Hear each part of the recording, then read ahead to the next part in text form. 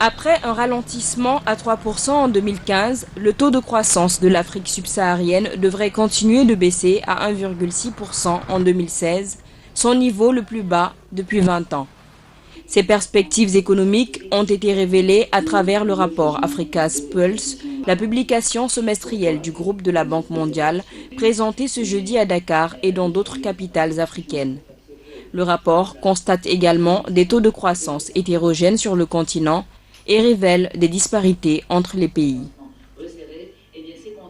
Si les prix des matières premières affectent de façon différenciée parce que les uns vendent des matières premières et les autres achètent des matières premières, évidemment l'effet va être important.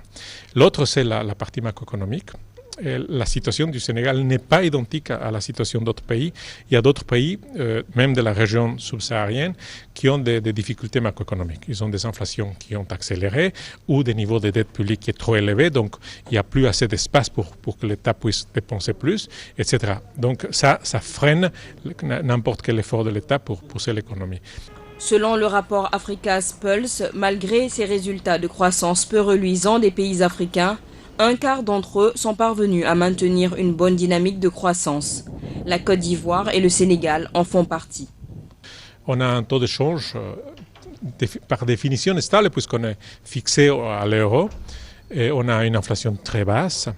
Et la situation fiscale externe, le déficit fiscal et le déficit en compte courant, par exemple, ne sont pas petits, mais ils sont en train de se réduire. Donc la partie macroéconomique est très solide. La dette publique a augmenté pas mal ces dernières années, mais elle est totalement soutenable.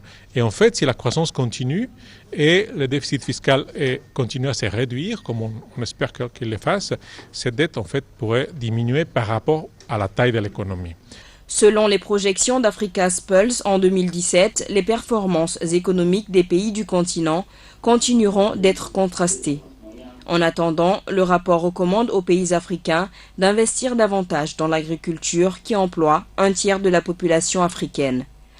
En effet, selon le rapport, augmenter la production et la productivité agricole permettra au continent de capitaliser sur le développement rapide des marchés régionaux africains qui devraient représenter près de 3 000 milliards de dollars d'ici 2030.